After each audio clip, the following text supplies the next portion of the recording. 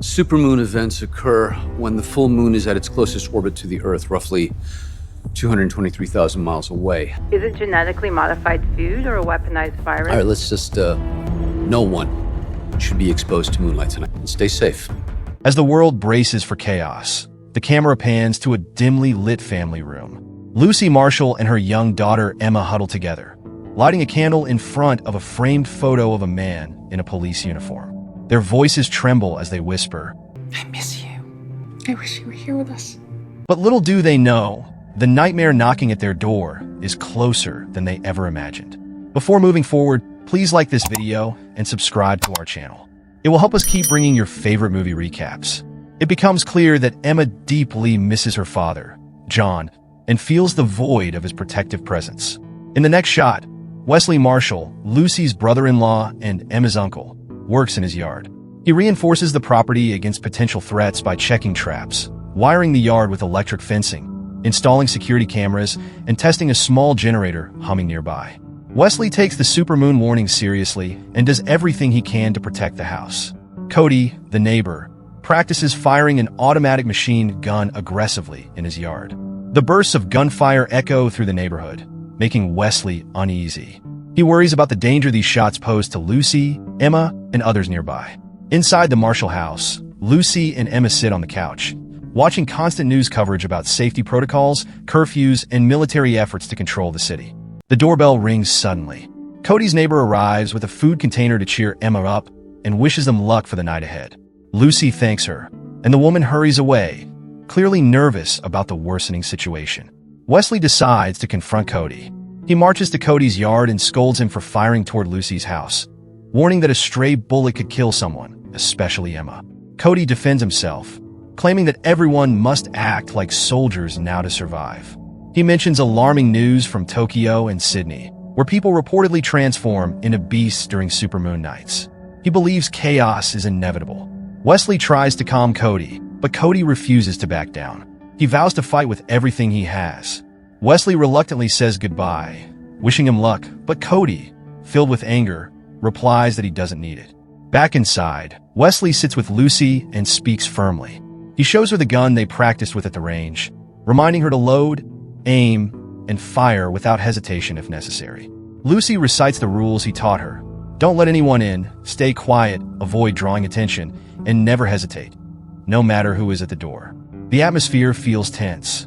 Both know the next few hours could change everything. Wes, I remember the rules. Don't open the door for anyone. Yeah. Don't make any noise. Don't draw attention. Wesley heads to Emma's room, where the frightened little girl begs him to stay because she's scared of dying. He calms her by reminding her of the 3 little pigs. He compares their house to the brick one that the big bad wolf couldn't destroy. He promises her that nothing and no one will get in that night. It's a promise, he says, trying to ease her fear. Wesley then holds a medal and gazes sadly at a photo of John, Emma's father. Lucy enters and tells him that despite his doubts, they need him to face the danger ahead. She reminds him that John would want him to fight and protect everyone. With a heavy sigh, Wesley says goodbye and leaves in his car. Lucy locks the house, closes the curtains, and prepares for what she knows will be a long and perilous night. As Wesley drives, the camera reveals a militarized city center. Soldiers man checkpoints and inspection posts while refugees scramble to board underground transports. Anxiety fills the air as many people display odd expressions or subtle signs of mutation. Soldiers monitor every move, and a voice announces over speakers for people to carry only essentials, as space in transportation and shelters is limited. The narration quickly shifts back to Lucy and Emma's house. Cody is shown barricaded in his home, checking his ammunition and shouting at the TV. Dr. Aranda appears on the screen again, this time speaking at a press conference outside a government building. Surrounded by journalists and cameras, he repeats his call for everyone to stay calm and avoid the supermoon's path. Lucy and her neighbor watch the broadcast, reacting differently. Lucy feels nervous but hopeful, while Cody grows furious and impatient. The scene then shifts to a high-security laboratory. Scientists in white coats and advanced tech gear monitor individuals locked in cages, each wearing a thick metal collar to immobilize or contain them in case of transformation. Monitors display vital signs, and loudspeakers announce emergency protocols in the approaching night. Amid the tension, Wesley enters wearing a special suit with a digital visor. His team gears up in similar outfits, equipped with helmets displaying control and monitoring parameters. Scientists, including some working with Aranda, explain that they will test a substance called lunar protection to block mutations caused by the supermoon. Machines spray the test subjects with a liquid designed to prevent the moonlight from altering their DNA. A large mechanical gate opens slowly, revealing the full moon rising on the horizon. Some prisoners laugh frantically, while others scream in terror. Anxiety fills every face, from the volunteers inside the cages to the scientists and soldiers watching. The facility's loudspeakers count down to the moment when the retractable roof will open, flooding the installation with moonlight. Metallic locks seal off the laboratory, blocking all exits. Wesley and the other experts move around the area, ready to document every biological reaction. One trembling subject, breathing heavily, prepares for the final phase of the experiment. The team applies a nano liquid to his eyes and sprays his body. With only minutes left before the full moon rises, a mechanical roar signals the roof's retraction. The silver glow pours in, and the inmates in the cages, their pupils wide, start making guttural sounds, mixing maniacal laughter with gestures of euphoria or liberation. The scientists monitor the screens, recording anomalies in heart rates or blood pressure. One of them shouts, urging the team to compare blood samples with the Canis lupus group. As tension rises, will lunar protection hold, or will the beast within emerge? The roof is fully open, the moon shines brightly, and the stage is set for the decisive moment. The supermoon climbs higher, casting its glow over Wesley Marshall's neighborhood. The camera focuses on Lucy and little Emma inside their home. Suddenly, a noise startles the family. Lucy freezes, straining to hear while trying to mask her fear. She whispers to Emma that everything is fine, likely just the wind or an animal outside, but her trembling hands reveal her anxiety. The scene cuts to the blonde neighbor's house. Alone, she checks the windows with a worried expression. A lamp flickers, heightening the tension. As she walks cautiously down the hallway, she glances toward the back door and flinches. Something is moving outside. A sense of unease washes over her. A chill races down her spine as a creature with wolf-like features appears behind her, letting out a menacing growl. Meanwhile, in the laboratory, Dr. James Aranda and his team celebrate their success after testing lunar protection on the subjects. But in an instant, everything spirals out of control. The prisoners in the cages convulse and snarl, their bodies twisting violently. One of them, his eyes bloodshot, grips a metal bar and bends it with unnatural strength. Scientists scream as chaos erupts, and the team scrambles back in terror. Amid the chaos, the scientists watch in horror as Dr. Aranda begins mutating inside his protective suit. His face twists, and the fabric stretches, exposing the beast within. "This can't be," whispers one technician. No one expected this. The high-security cages fail next. The werewolf's strength bends the bars one by one, allowing them to break free and attack the scientists.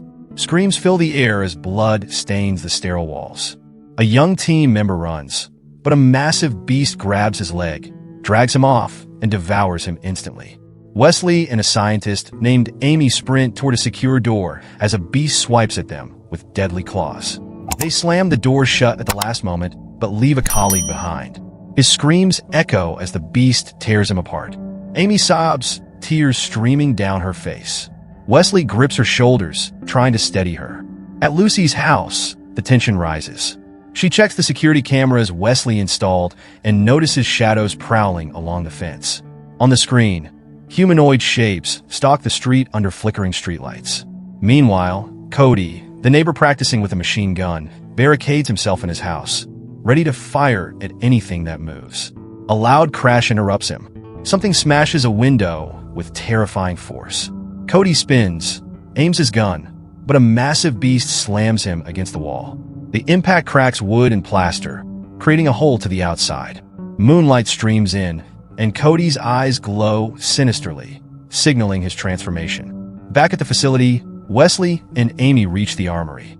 They grab vests, rifles, and ammunition designed for these creatures and prepare an escape plan. Roars echo from the hallway. They exchange grim looks, knowing their chances of survival are slim.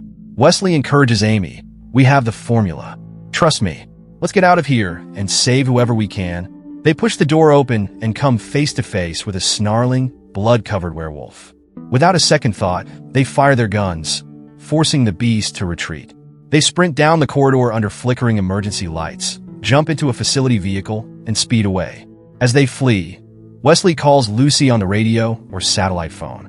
Lucy answers breathlessly, with loud pounding noises in the background. Wesley warns her, "Don't let anyone in, no matter what."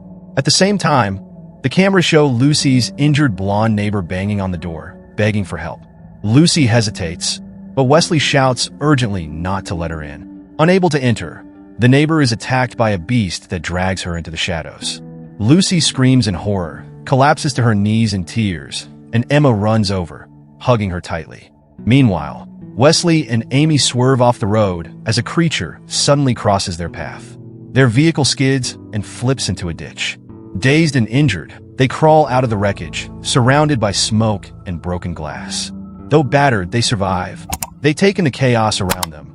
Overturned cars, blaring alarms, and monstrous figures moving in the darkness. Distant howls echo through the night. Lucy stays at home and quickly instructs Emma, "Stay here. Watch the cameras and hide if you see anything strange." Emma obeys, clutching a flashlight with trembling hands as she hides in a corner. Meanwhile, Wesley and Amy walk cautiously through the devastated streets, tension thick in the air. Shards of glass and metal crunch under their boots with every step. Suddenly, a loud growl echoes from around the corner. A towering beast, nearly 2.5 meters tall with massive muscles, rips apart a car as though it were paper. A faint human groan escapes from inside the car. Wesley signals Amy to crouch, avoiding attention. Both slide under a nearby parked vehicle, holding their breath. The beast, guided by its keen sense of smell, growls as it approaches. Blood drips onto the asphalt, splashing their feet, but they stay motionless, desperate to remain undetected. After a few agonizing moments, the beast gets distracted by a distant noise and bounds off toward another street. Wesley and Amy exhale in relief and crawl out of their hiding spot. But as they do, Wesley's watch alarm starts beeping rhythmically. The sound draws the attention of 2 or 3 other beasts, who howl and begin their pursuit. Wesley and Amy sprint away, firing blindly at any creature that gets too close. They eventually reach the entrance of a shopping center and dive inside, taking refuge under the half-lowered gates. They force a side door and rush inside. The shop windows are dark, and the stores have been ransacked. As soon as they step in, they find more cages with people inside. Some appear infected, judging by their furious gazes and growling sounds. The place seems to have been turned into a detention camp or a makeshift shelter. Suddenly, masked individuals emerge and hold them at gunpoint. These are rebels or armed survivors who have taken over the shopping center. One of them points a shotgun and orders, "Drop your weapons. This isn't your place. Give me one reason not to throw you to those beasts." Wesley raises his hands and quickly responds, "We're scientists. We're looking for a cure. We just need to get through the tunnels to reach my family." The masked man glares at him suspiciously while his companions search Amy and Wesley's backpacks. The air grows tense. At that moment, the scene cuts abruptly, revealing the chaos engulfing the city. The camera transitions to Lucy's neighborhood, where she watches in horror through security screens. Dozens of beasts roam the houses, smashing doors and windows. The full moon lights up the black sky, making the creatures look even more terrifying. Lucy grips the walkie-talkie tightly, struggling to steady her trembling hands. She raises it to her lips and says, "Wesley, answer me." After confronting masked rebels inside the shopping center, Wesley and the scientist Amy Chin persuade them to let them pass through the underground tunnels. The rebels, frowning, reluctantly agree, warning them to stay silent and leave quickly to avoid attracting beasts. Wesley and Amy move cautiously down the dark corridors, their helmet flashlights the only source of light. The tunnels feel suffocating, filled with rusty pipes, stagnant puddles, and echoes that make every step sound menacing. As they turn a corner, they face a locked gate blocking their path. Wesley nervously works to break the lock while Amy watches the tunnel behind them, flinching at every noise. Suddenly, a roar pierces the air. A beast bursts out of the darkness and slams into Wesley, knocking him down. He struggles fiercely, using all his strength to fend off its claws and teeth. Spotting a metal bar on the ground, he grabs it and strikes the beast on the head. After a desperate fight, he lands a solid blow, finally killing it. Wesley collapses, panting and bleeding, as Amy rushes to help him. Determined to keep moving, they manage to unlock the gate and reach the surface. They avoid the direct glow of the supermoon, knowing the danger it poses.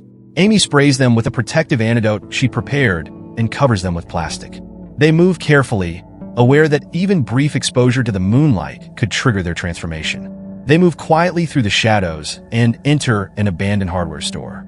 Inside, Wesley and Amy use the small amount of water they find to clean themselves and treat their minor wounds. They sit behind an old counter, catching their breath and speaking in low voices. They reflect on their lives spent chasing pandemics and fighting global crises. Amy admits she never had time to start a family, while Wesley confesses his struggle to protect his own, especially Lucy, his sister-in-law, and Emma, his niece, after losing his brother John. Their conversation ends abruptly when an alarm device Amy carries starts beeping. She checks it while Wesley hears a soft creak behind the shelves. He raises his gun and discovers a little girl hiding in the shadows, her face already showing signs of werewolf transformation. The girl growls, caught between her human nature and her beastly instincts. Amy acts swiftly, stepping behind her and killing her before she can attack Wesley. Both stand in shock. It's not just adults transforming. Children are succumbing too. They agree they must leave immediately. The scene shifts back to Lucy and Emma's house, where the situation worsens by the minute. Lucy watches through security cameras as more werewolves invade the neighborhood, toppling light poles and tearing through electric cables. Suddenly, the power cuts out, plunging the house into darkness. The loss of electricity disables the electric fences and security systems Wesley had installed. Growls and pounding grow louder outside. Lucy grabs a shotgun, gives Emma a flashlight, and reminds her to stay hidden and silent. A loud crash shakes the house. The werewolves start smashing doors, windows, and walls. Terrified, Lucy hugs Emma and leads her to a secure corner. Her throat tightens as she struggles to stay calm, but it's clear the house won't hold much longer. Meanwhile, Wesley and Amy leave the hardware store and reach a neighborhood where armed survivors are fighting the werewolves with machine guns and makeshift barricades. As Wesley and the scientist approach, the soldiers confront them cautiously. "Where the hell are you two from?" one of them demands.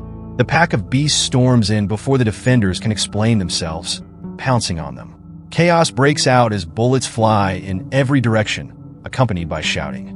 Several soldiers fall, either wounded or torn apart. Wesley and Amy get knocked to the ground. A werewolf leaps at Amy, but Wesley shoots it at point-blank range, shoving it backward. Amy distracts another beast by shouting and drawing its attention away from Wesley. Seizing the chance, Wesley grabs a heavy weapon and blocks several monsters, creating a line of fire. Amid the confusion, he jumps into a vehicle, unaware that Amy can't keep up. Desperate, he heads to his house to save Lucy and Emma. The camera follows Wesley as he bursts into his neighborhood, leaning on the horn nonstop to lure the werewolves away from his house and give Lucy and Emma a chance. He runs over several creatures, smashing them into street lamps and walls, leaving chaos in his wake. When he tries to brake, he loses control and crashes into the front of his house, destroying part of the structure. Lucy and Emma hear the crash and feel a spark of hope. Wesley might be back. But the monsters keep tearing through the house, getting closer. With the electric barriers down, several beasts break in through the walls and ceilings. Lucy, tears streaming, pulls Emma into a corner. Emma's heart races as they realize the monsters surround them. A beast suddenly grabs Lucy from behind, trying to drag her away to reach Emma. Lucy fights back desperately, grabs an axe Wesley had hidden, and strikes a fatal blow to the creature. It collapses, blood pooling beneath it. At that moment, Wesley bursts through the shattered door and rushes to Lucy and Emma. They embrace, trembling with relief and fear, speaking in frantic, overlapping words. "Are you okay? Did they hurt you? We're alive. Thank God you're here." But the moment is brief. Outside, howls echo, signaling more beasts nearby. Wesley tells Lucy and Emma to stay safe, determined to face the creatures alone. Lucy pleads with him not to go, but he refuses to back down. Wesley steps into the street and shouts to challenge the beasts. He looks up at the sky and chooses to stand in the supermoon's light. His eyes change color, his muscles grow, and his skin sprouts hair. Wesley transforms into a werewolf as Lucy watches in astonishment from the broken window. He does this to fight the beasts on equal terms. A fierce battle breaks out. Wesley, now in werewolf form, charges at another beast of equal size.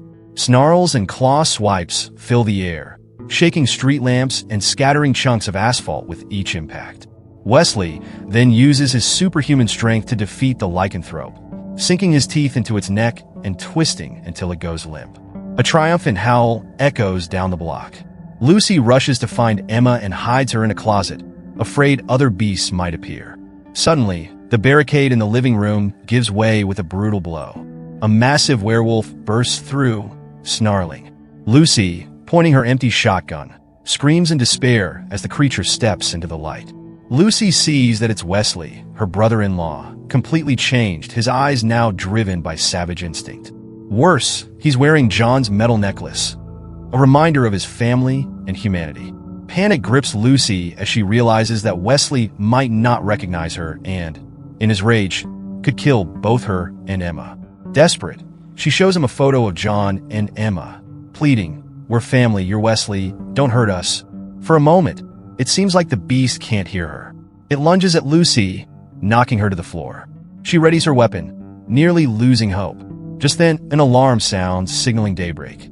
As the first rays of sunlight pour through the window, Lucy shoots at the glass, shattering it to let in more light. The sunlight bathes Wesley's monstrous form, and slowly his body begins to change back, returning to his human shape. Finally, he reverts to his human form, panting and drenched in sweat. And that's how the movie ends. What did you think? Let us know in the comments below. Thank you for watching. Don't forget to subscribe and hit the bell icon for more amazing videos. See you next time.